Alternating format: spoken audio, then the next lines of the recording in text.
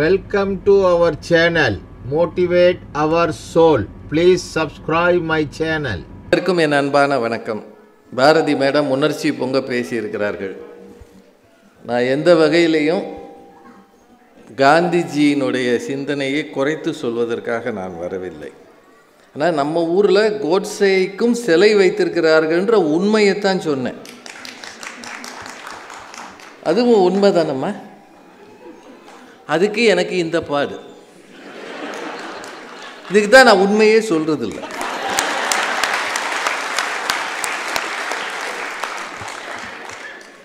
உண்மையிலேயே அந்த அணியில் அவங்க பேசியிருக்கிறது பெரிய சாதனை. ரொம்ப நல்லா பேசியிருக்கிறாங்க. அவங்கள மறுத்து பேசுகிற அளவு எனக்கு, ஏன்னா நான் ஏற்கனவே மைக்காரரோட சதி பண்ணுவேன். அவரை நான் இப்போ தான் பார்க்குறேன். வந்ததுலேருந்து அவர் கண்ணாடியும் டிஷர்ட்டும் அழகாக இருக்குன்னு நினச்சிக்கிட்டே இருக்கிறேன். அவரோட சேர்ந்து நான் சதி பண்ணேன்னு அவங்க சொன்னது உண்மைன்னு எடுத்துக்கங்க. இல்லை, இப்படி தான் ஒரு மேடையில் ஒரு சின்ன ஒரு நகாசு பண்ணுறது கூட அதை பொய்ன்னு எடுத்துக்கலாம், உண்மைன்னு எடுத்துக்கலாம், அப்படியே எடுத்துக்கலாம், இப்படியே எடுத்துக்கலாம். மைக்கில் நிறைய எக்கோ வருது, எங்களுக்கு அது சிரமம். அது இங்கே இருந்தால் தான் தெரியும். நாங்கள் ஓயாமல் கையை காட்டுறோமேனா அவருக்கு என்ன நெருக்கடின்னு எனக்கு தெரியல. ஏன்னா நான் மைக் ஆப்ரேட்டர் கிடையாது. நானும் மைக் ஆப்ரேட்டர்னு போய் சொல்ல விரும்பலை. இப்போது பாரதி மேடம் நிறைவாக, இன்னும் கூட குறைக்கலாம் ஐயா, நிறைவாக முடிக்கும்போது ஒரு கதை சொன்னாங்க. சின்ன பிள்ளைகளுக்கு சொல்லுகிற ஒரு கதையில், நீ பொய் சொன்னால் மூக்கு வளரும் அப்படின்னு சொல்லித்தான் அந்த பிள்ளைகளுக்கு கதை சொல்லுவாங்கன்னு சொன்னாங்க. உண்மையா? அவங்க சொல்லி அப்படி தானே முடித்தாங்க. பொய் சொன்னால் மூக்கு வளரும் அப்படின்னு ஒரு பொய் சொல்லித்தானே பொய் சொல்லக்கூடாதுன்றதையே சொல்ல வேண்டி இருக்கிறது. கதையில் நாங்கள் தினம் சொல்கிற வளரவே இல்லையே.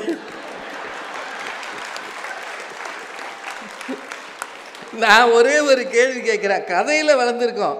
நம்ம அரசியல்வாதிகள் சொன்ன பொய்க்கு மூக்கு வளரணும்னா அது டெல்லியிலேருந்து சென்னை வரைக்கும் வளர்ந்துருக்கும்யா. என்ன மேடம் நீங்க சார், கல்யாணத்தின் போது பொய் சொல்லாமல் இருக்க முடியாது. ஏதாவது ஒரு பொய் சொல்லித்தான் ஆகணும். வேற ஒன்றும் வேண்டாம். இப்போ இதே கல்யாண மண்டபம்னு வச்சுக்கோங்களேன். தாலி கட்டினோடனே அவர் புரோகிதர் சொல்வார், அங்கே பாருங்க அருந்ததி தெரிகிறதா? கூரையில் லைட்டு தான் தெரியும். ஆனால் மாப்பிள்ளையை பொண்ணு இல்லைன்னா தெரிகிற வரைக்கும் விட மாட்டாரு. சில விஷயங்கள், சடங்குகள், சம்பிரதாயம், மரபு, அதை நாம் அங்கீகரித்து அந்த மாண்புகளை காப்பாற்றுவதற்கு சொல்ல வேண்டி இருக்கிறது. எல்லா கல்யாணங்களை இது மாதிரி நெருக்கடிகள் இருந்துதானே ஆகும்.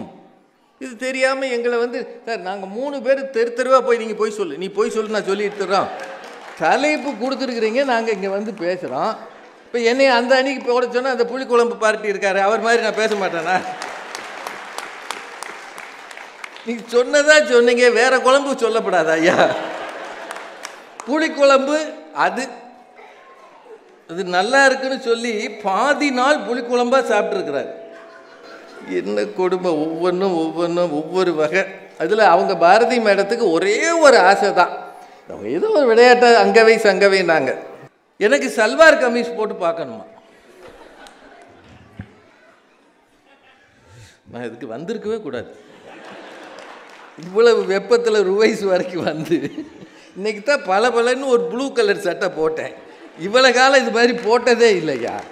அதை சல்வார் கமீஸாக பார்க்குற ஒரு கற்பனை அந்த அம்மாவுக்கு மட்டும்தான் வருது. சார், எல்லாரும் உண்மை பேசுகிறவனா இருந்தால் கோர்ட்டில் ஏன் சார் சத்தியம் வாங்குறான்? நீங்கள் நல்லா சொல்லுங்கள். சரி, எல்லாரும் உண்மையே தான் பேசுவாங்கன்னா வக்கீல் தொழிலில் என்ன செய்வீங்க? நல்லா யோசிங்க. எல்லாத்துக்கும் ஒரு சப்போர்ட்டிவாக பேச வேண்டி இருக்கிறது. அந்த தொழிலை என்ன செய்வீங்க? என்னம்மா நீங்கள் இல்லை, மகாத்மா காந்தி, இந்த கோட்ஸே மகாத்மா காந்தி கடைசி வரைக்கும் உண்மைதான் பேசினார். எல்லாராலையும் காந்தி மாதிரி இருக்க முடியாதுமா. நீங்களும் நானும் என்ன செய்வது? இப்போ இங்கேருந்து இந்தியாவுக்கு போகிறீங்க, அவங்க எல்லார்ட்டையும் கேட்குறது ஒவ்வொன்றுக்கும் பதில் சொல்லுங்கள். கஸ்டம்ஸில் நீங்கள் என்ன சொல்லணும்?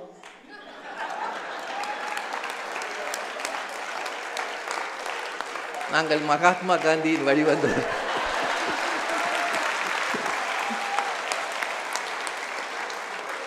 $40 பவுனை செயினா மாற்றி கழுத்தை சுற்றி போட்டிருக்கா என் வீட்டுக்காரம்மா. அது தெரியக்கூடாதுன்னே சல்வார் கமீஸை கழுத்து வரைக்கும் போட்டிருக்கா. நான் ஒரே ஒரு அருணா கொடி மட்டும் இடுப்புல சுற்றி இருக்கேன் அப்படின்னு எவனாவது சொல்லுவானா? நான் கேட்குறது உண்மையே இல்லையா? அங்கே போகும்போது ஒன்றும் இல்லை சார்,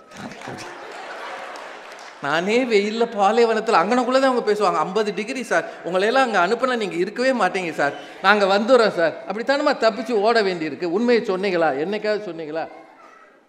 சொல்ல முடியாதுயா. இல்லை, நீங்கள் வேணால் சொல்லுங்கள். அடுத்த தடவை நீங்கள் இந்தியா போகும்போது பாரதி மேடம், அவர் அந்த அம்மா அவர் இருக்காரு மிஸ்டர், நான் ஏதோ ஒரு நாள் வந்துட்டு போகிறேன், அதனால மகாலட்சுமி மேடமும் அவர் சொல்லியிருக்கிறாங்கன்னு சொல்லி நீங்கள் என்னென்ன கொண்டு போனீங்களோ. இந்த அன்பேவா படத்தில் எல்லாரும் வீட்டுக்கு வரப்போகிறாங்கன்னு நாகேஷ் போய் எம்ஜிஆர்கிட்ட சொல்லுவார், பெல்ட்டு டை பின்னு எல்லாத்தையும் எடுத்து வச்சு இவ்வளோ தான் மிச்சம், இந்த புண்ணிய கோடி குடும்பம் போக மாட்டேங்குது, நீங்கள் இந்த வீட்டை காலி பண்ணுங்கன்னு அம்புட்டே எடுத்து வைப்பார் நாகேஷ். அது மாதிரி நீங்கள் போய் இறங்கினோடனே கஸ்டம்ஸ் முன்னாடி எல்லாத்தையும் எடுத்து இவ்வளவு வாங்கியிருக்கேன். நான் 36,000 ரூபா தான் நான் கொண்டு வர முடியும், ஆனால் நான் ஒரு 5-10 லட்சம் ரூபாய்க்கு கொண்டு வந்திருக்கேன். இப்போது இந்திய அரசாங்கம் டாஸ்மாகை நம்பி தமிழ்நாடு கவர்மெண்ட் இருக்குது, நான் வரி கட்ட தயார். சொல்லுங்க, உங்களது ஐடி இன்கம் டேக்ஸில் காட்டுறது இந்தியாவில் இருக்கிறவங்க எத்தனை பேர் கரெக்டாக காட்டியிருக்கிறாங்க? சொல்லுங்க பார்ப்போம். இல்லையா? அது சாத்தியம் இல்லை.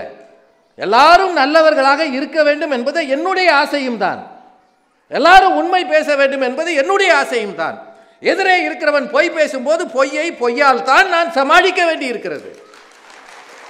என்னுடைய ஆயுதம் எது என்பதை அவன் தீர்மானிக்கிறான். என்ன நீங்கள் நாங்கள் ஏதோ வேடிக்கையாக பேசுகிறோம், அந்த மாதிரி நல்லா சொன்னாங்க. இவங்க சட்டத்துக்கு உட்பட்ட பொய்கள், அவங்க அதில் ஒரு அணை போட்டு தான் பேசினாங்க. சட்டத்துக்கு உட்பட்ட பொய்கள், சும்மாவே நாங்கள் பேசுகிற சின்ன சின்ன பொய்கள் சொன்னால் எங்களை அவ்வளவு மட்டமாக பேசிட்டு, எனக்கு நயன்தாரா அப்பா ரோல் காத்திருக்கான்.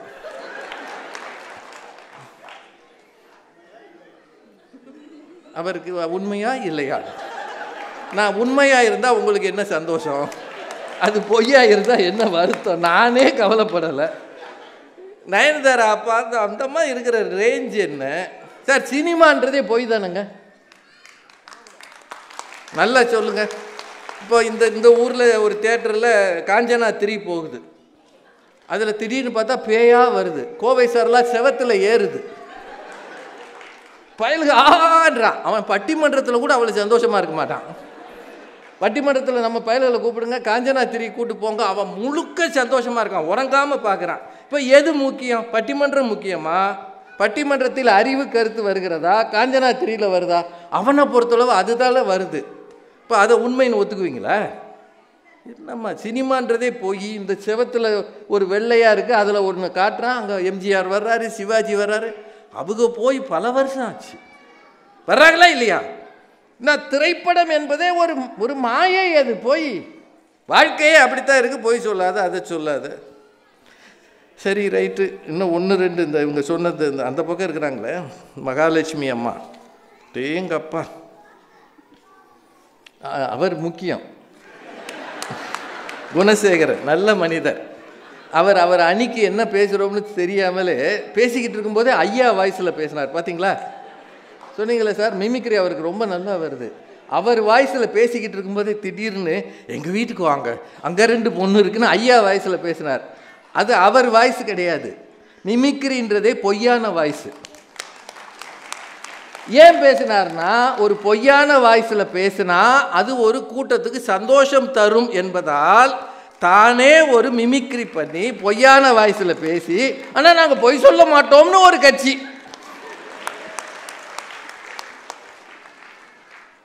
நாங்கள் எல்லாரும் முழுக்க உண்மை பேச முடியாதுங்க சார், உண்மையை சொல்லிடுறேனே, முழுக்க உண்மை பேச முடியாது. ரயில்வே ஸ்டேஷனில் வண்டியை பிடிக்க கிட்ட போயிட்டு இருக்கல, ஒரு ஆள் குறுக்க வந்து, ராஜா சார் ஒரே ஒரு செல்ஃபி எடுக்கிறாங்களா இல்லையா? ஐயாட்ட எடுக்கிறாங்க, பாரதி மேடத்தில் எடுக்கிறாங்க. வண்டி நகர்ந்துருமையா? எடுங்க சார், எப்படி பேசுகிறீங்க டிவியில், ஒரு செல்ஃபி எடுக்கப்படாதா அப்படின்னு அவர் கிட்ட அப்படி மூஞ்சிக்கிட்ட வைக்கும்போது அதில் வந்து அந்த பேட்ரி டவுன் ஆகிடும். ஐயையோ பேட்ரி போயிடுச்சு, ஒரு நிமிஷம் இருங்க, இந்த ஃபோன் இருக்குது, இதை எடுக்கிறேன்னும் போது சொல்லிவிட்டு ஒன்றும் பிரச்சனை இல்லையே அப்படின்வார். நோ, இது ப்ராப்ளம் இல்லையே. நேரம் நம்ம ஒன்றால் எனக்கு பெரிய ப்ராப்ளம்யா சொல்ல முடியுமா? எங்கேயாவது சொல்லியிருக்கீங்களா? யாராவது சொல்ல முடியாது. பப்ளிக் லைஃபுக்கு வந்துட்டா பாதி நேரம் பொய் சொல்லித்தான் ஆகணும், வேறு வழி இல்லையா? நீங்கள் அப்படித்தானே வண்டியை ஓட்டணும். இல்லை, ஒன்றால் எனக்கு பிரச்சனைன்னா செல்ஃபோனை தட்டி விட்டால் ஊரெல்லாம் திட்டுறாங்க. சார், அந்த மனிதனது பிரைவசியை மதிக்கணுன்ற எண்ணமும் மனுஷனுக்கு வேணும் இல்லை? அதில் சரியா தப்பான்றது வேறு கதை.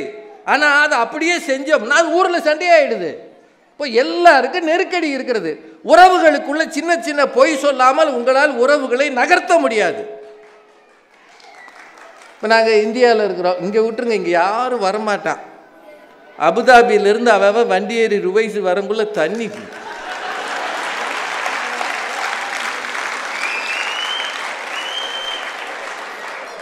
பாதி வழி வந்தோன்னே, அண்ணே நான் ஊருக்கே போயிடுறேன். எப்படி தூரம் போய்கிட்டே இருக்கு. அதுவும் ரெண்டு பக்கமும் பார்த்தா பூரா இந்த பக்கம் ரோஜா கூட்டமாக இருக்கு, இந்த பக்கம் நெல் வளர்ந்துருக்கு, இந்த பக்கம் புல் வளர்ந்துருக்கு, என்ன பச்சை பசையா இருக்குயா. எங்க நாங்கள் வந்த நேரம் ஒரு ஒட்டகத்தை கூட காணோம், அது கூட ஒதுங்க இடம் இல்லாமல் ஓடி போயிடுச்சு. நான் அந்த அம்மாட்ட கேட்டேன், அவர் பாலாஜி சார் வீட்டம்மாட்ட கேட்டேன், ஏம்மா எங்கள் நேரத்துக்கு ஒட்டகம் கூட வரலையேன்னு. உங்கள் யோகா ஒட்டகம் கூட வரலன்றாங்க. இவ்வளவு வேர்த்து விறுவிறுத்து வர்ற இந்த ஜனம் வருது இல்லையா, எவனும் இங்கே வரமாட்டான். கட்டாயப்படுத்தி கூப்பிட்டா தான் உங்கள் சொந்தக்காரங்க வருவாங்க. இப்போ எங்கள் ஊர்லலாம் அப்படி கிடையாது. ஞாயிற்றுக்கிழமை மத்தியானம் 3 மணிக்கு தூங்கலாம்னு போய் படுக்கும்போது ஒரு ஆள் பத்திரிக்கையோடு வருவார். வந்து கதை டிங் டிங் டிங்னு பெல் அடிப்பார். அடித்து, நான் வந்தது ஒன்றும் பிரச்சனை இல்லையே, am I disturbing your privacy? நமக்கு உள்ளுக்குள்ளே நீ எல்லாம் ஒரு மனுஷன், 3 மணிக்கு தூங்கலாம்னு இப்போ தயா போனேன், நீ இந்நேரம் வந்து டிங் டிங்னு பெல் அடிச்சுட்டு அப்படியே உட்காந்து, சரி உட்கார்றதா உட்கார்றாரு, பத்திரிக்கை கொடுத்தா போகலாம்ல. அந்த அம்மா இப்படி நம்மளை பார்க்கும், பால் இல்லை, பால் இல்லையா, டீ போட பால் இல்லை, போ சொல்லுங்க நைஸா. படுற பாடு. உறவுகளுக்குள்ளே பொய் சொல்லாமல் உங்களால் இருக்க முடியாது. நான் எல்லா பிள்ளைகளையும் கூப்பிட்டு வச்சு பொய் சொல்லுங்கடான்னு நான் சொல்லலை, அப்படி சொல்லலை. ஆனால் தவிர்க்க முடியாத நேரங்கள் அதை சொல்லித்தாங்க ஆகணும். இன்னும் 1-2 நேரம் இல்லாததுனால சீக்கிரம் சொல்லிடுறேன். மேலதிகாரிகள்கிட்ட நீங்கள் உண்மை பேச முடியுமா? உங்கள் எல்லார்கிட்ட கேட்குறேன். இப்போ உங்கள் மேலதிகாரி ஒருத்தர் வர்றாரு, விவரங்கட்ட தனமாக பேசிக்கிட்டு இருக்கிறார். இந்த மாதிரி பைத்தியக்காரன் கூட பேச மாட்டான். இந்த ஆள் எடுக்கிற முடிவு தப்புன்னு நல்லா தெரியும். அந்நேரம் எப்படி என்னோட ஐடியா அப்படின்னா நீங்கள் என்ன சொல்லணும், சார் இது வரைக்கும் இங்கே எத்தனையோ பேர் இருந்திருக்கான், ஒருத்தவங்க கூட இப்படி முட்டாள்தனமாக யோசிச்சதில்லை. நீங்கள் என்ன சார் இப்படியெல்லாம் யோசிக்கிறீங்கன்னா அன்னைக்கே உங்களை தூக்கி பாலைவனத்திலே போட்டுருவான் பெர்மனண்ட்டாக. நம்ம உடனே என்ன சொல்கிறோம், sir super idea sir, in my 25 years of service I have never seen such a brilliant idea. மனதில் இருப்பதையெல்லாம் அப்படியே பேச முடியாதுங்க, யார்கிட்டையும் பேச முடியாது, யார்கிட்டையுமே பேச முடியாது. உள்ளம் என்பது ஆமை, அதில் உண்மை என்பது ஊமை, சொல்லில் வருவது பாதி, நெஞ்சில் தூங்கி கிடப்பது மீதி. நான் கண்ணதாசன். தூங்கி கிடப்பது மீதி. US விசா வாங்க போகிறீங்க, உங்கள் பொண்ணுக்கு அங்கே பிரசவம், நீங்கள் கூட போகணுன்றீங்க. உங்கள் பொண்ணுக்கு பிரசவம்னு நீங்கள் சொல்லுங்கள், we have very good doctors and nurses over there, you need not come சொல்லி வரட்டி விட்டுருவான். நீங்கள் அங்கே போய் கேளுங்க, நான் நயாகரா பார்க்க வேண்டும், நான் நியூயார்க் பார்க்க வேண்டும், வாங்கன்னு விசா கொடுக்குறான். நாங்களே பல ஊருக்கு டூரிஸ்ட்டுன்னு தான் போயிருக்கிறோம். நாங்கள் பட்டிமன்றம் பேசி மக்கள் மனங்களை கவர போகிறோம்னா வராதுன்றா. All is fair in war and love. அவங்கள இங்கிலீஷில் சொன்னாங்கல்ல, எங்களுக்கு 1-2 தெரியும்ல. All is fair in war and love. அதுக்கு என்னங்க பொருள்? ஒரு பெரிய போர் நடந்துக்கிட்டு இருக்கு, உண்மையிலேயே நம் படைகள் உதவி வாங்கி கொண்டு இருக்கிறது எல்லையில். அரசாங்கம் என்ன செய்யும்? நம்ம படை அடி வாங்கிருச்சு, அவ்வளோதான், எதிரி ஜெயிக்குதுன்னு சொல்லுமா? சொல்லாது. எதிரிகளை வீழ்த்தி நாம் முன்னேறி கொண்டு இருக்கிறோம். அவர்கள் ஏரியாவிலே குண்டு போட்டு கொள்ள பேரை கொன்னுட்டோம். சண்டை வந்தா சொல்லுமியா, நீங்க வேற ஏதாவது சொல்லு. சின்ன சின்ன பொய்கள் சுகமே. நன்றி, வணக்கம். சுருக்கமாக பார்த்தா ஒரு சின்ன விஷயம். எதை நான் சொல்லுவது, ஒரு டாக்டராக மருத்துவராக எனக்கு வந்திருக்கிற நெருக்கடியில் நான் சில நேரங்களில் பொய் சொல்லுவது என்பது எனக்கல்ல, அந்த நோயாளிக்கு, அந்த வீட்டுக்காரர்களுக்கு ஒரு 2 நாளையாவது உங்களுக்கு ஒரு சபம் இருக்கும் இல்லையா, அதை செய்யலாமா வேண்டாமா யோசிச்சுக்கங்க. தேர்தல் நேரம், கடுபடியான நேரம். ஒரு சாதாரண தேர்தல் தொகுதி தான் அது. பெரிய எம்பி எலெக்ஷனும் இல்லை, எம்எல்ஏ எலெக்ஷனும் இல்லை. நம்ம ஏரியாவில் ஒரு முனிசிபாலிட்டி தேர்தல் தான் அது. ஆனால் நம்ம தொகுதியில் நிற்கிற ஆள் இருக்கானே, ரவுடி நம்பர் 1, பயங்கரமான ரவுடி. அவன் ஏற்கனவே ஒரு 10-12 கொலை செஞ்சுருக்கான். அவன் நிற்கிறான். அவனுக்கு ஓட்டு கேட்டு வர்றவங்கெல்லாம் பயக்கா ரவுடிகள் நம்ம வீட்டுக்கு வந்து நிற்கிறாங்க. நம்ம வீட்டில் தெரியாதனமாக ஒரு 12 ஓட்டு இருக்குது. விடுவானா? 12 ஓட்டு இருக்குது. அவன் மாட்டு வர்றான், அந்த இதுவும் அப்படின்றான். நம்ம என்ன செய்ய முடியும்? இப்போ என்ன செய்யலாம்? இப்போ பாரதிகிட்ட கேட்குறோம், நேரடியாக போய், இந்தாப்பா நீ 12 கொலை செஞ்சுருக்க, உங்களுக்கு சேர்ந்துருக்கிறவங்கெல்லாம் கொலைகார போய்க, கதை நடக்காது, இன்னொன்று நீ வருவதை நாங்கள் விரும்பலை, அப்படி சொல்கிறதா? அல்லது ஒரு பொய் சிரிப்புனா, என்னங்க நீங்கள்லாம் வரலாமா, நீங்கள் இங்கே வரலாமா, இங்கே என்னங்க நீங்கள் மற்ற காரியத்தை பாருங்கள். எங்கள் ஓட்டெல்லாம் எப்போவோ உங்களுக்குன்னு முடிவாகி போச்சுங்க. என்னங்க இது? இப்படி சமாளிக்கலைன்னு வச்சுக்கோங்க, அடுத்த நாள் என் வீட்டுக்கு வந்துடுவான். அதுக்கப்புறம் நாங்கள் இந்த தெருவில் இருக்க முடியும்னு நினைக்கிறீங்க? இப்போ என்ன செய்யலாம்? நான் உண்மையை சொல்கிறதா தான் நான் ஓட்டு போட முடியாதுன்னு சொல்லணும். உண்மையை சொல்கிறதா அல்லது சமாளிக்கிறதா?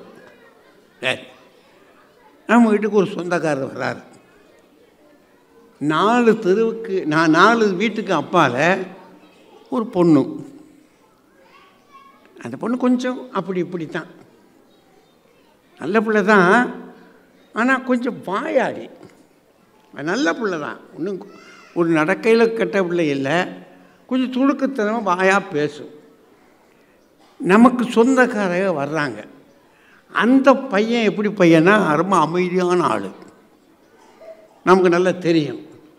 அவனுக்கு இந்த பொண்ணை பார்க்கலாமான்னு கேட்குறாங்க.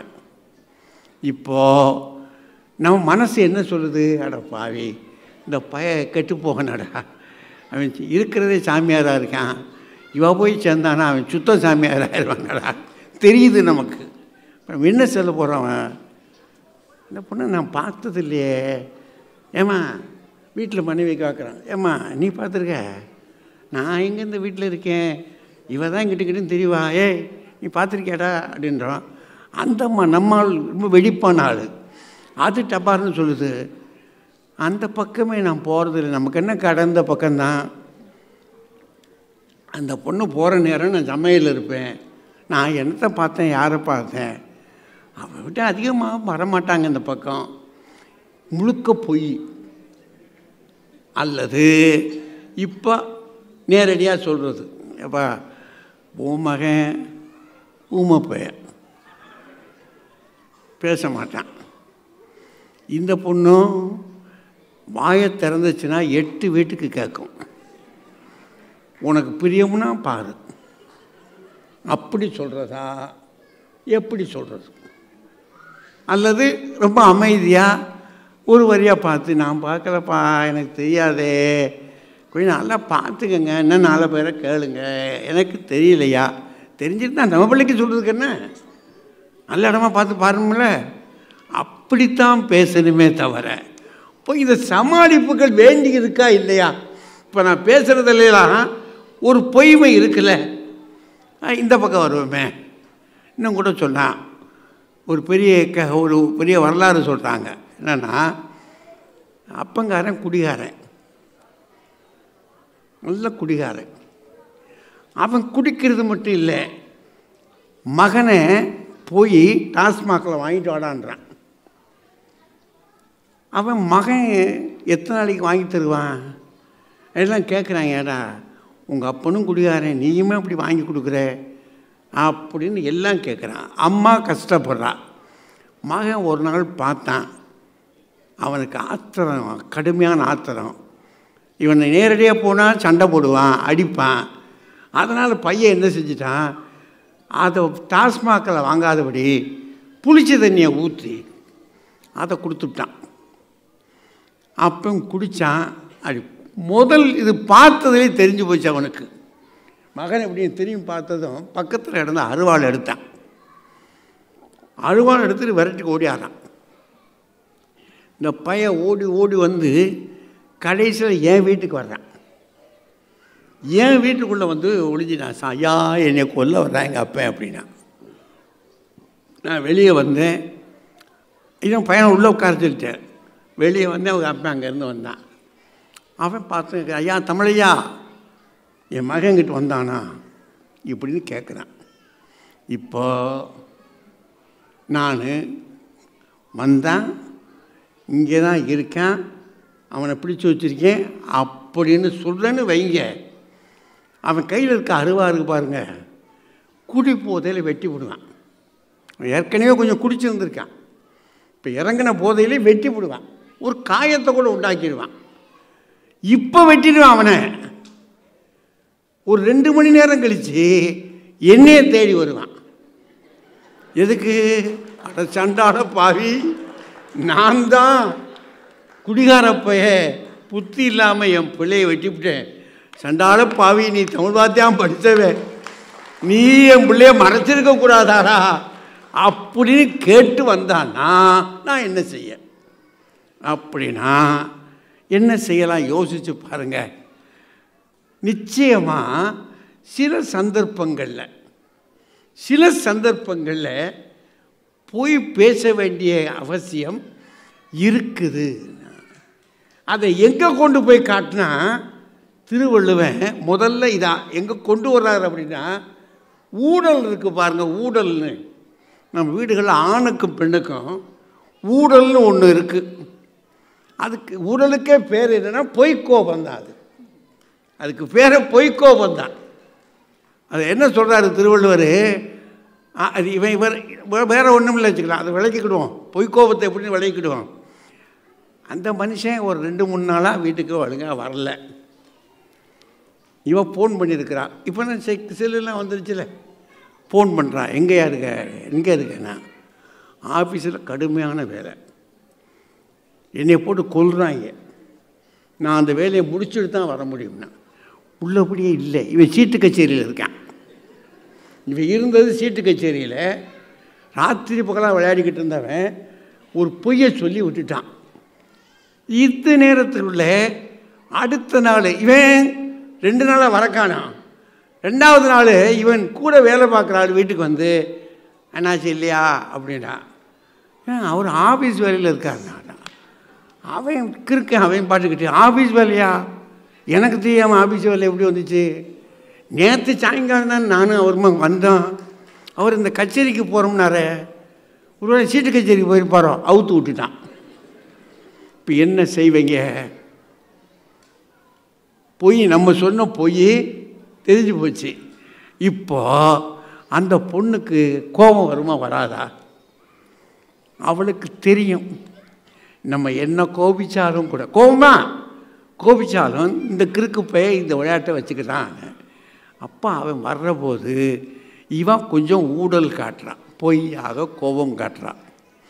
மனசுக்குள்ளே கோபம் இல்லை. ஏன் இன்னைக்கு நேத்தான் இந்த கிறுக்கன் எப்படி இருக்கான், இவங்க பரம்பரையே இப்படி தான் இருக்குது.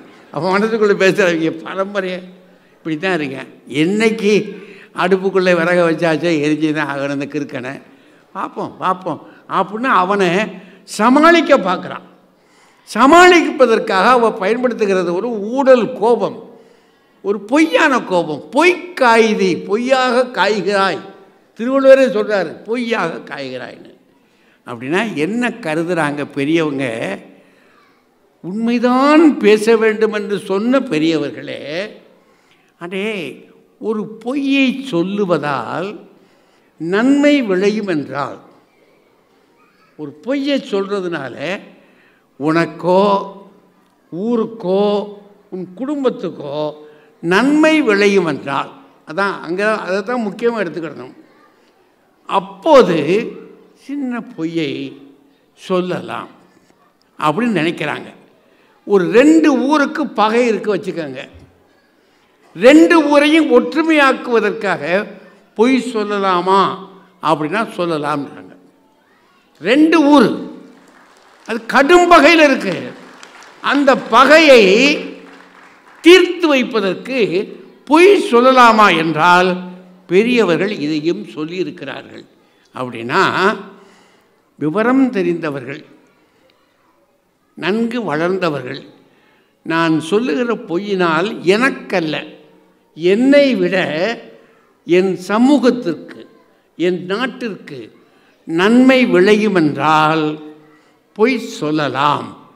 அப்படி சொல்லுவது நாட்டிற்கும் சுகம், நமக்கும் சுகம் என்று கருதி இருக்கிறார்கள். அதனால்தான் திருவள்ளுவர் பொய்மையும் வாய்மையிடத்த, பொய்மையும் அப்படி அந்த உண்மை கொடுக்குறாரு பாருங்கடே, சொல்லக்கூடாது, அது சொல்லக்கூடாது, அது உறுதி.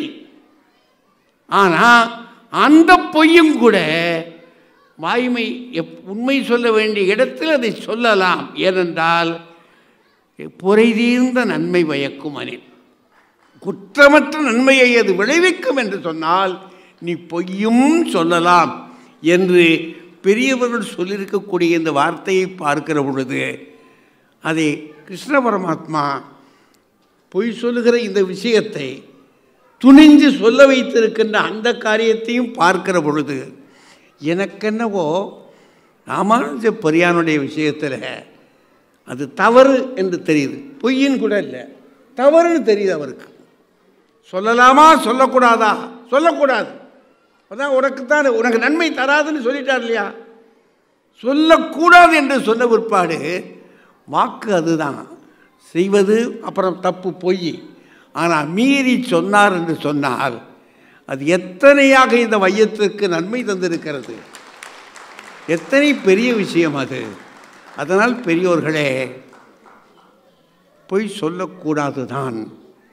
ஆனாலும் சந்தர்ப்பம் நோக்கி இதுதான் சரியான வேளை, இந்த நேரம் நாம் ஒரு சிறு பொய்யை சொல்லுவதில் தவறு வந்துவிடாது என்று தெரிந்த போது சொல்லுவது தப்பல்ல, அது சுமையல்ல, அதில் ஒரு சுகம் இருக்கிறது.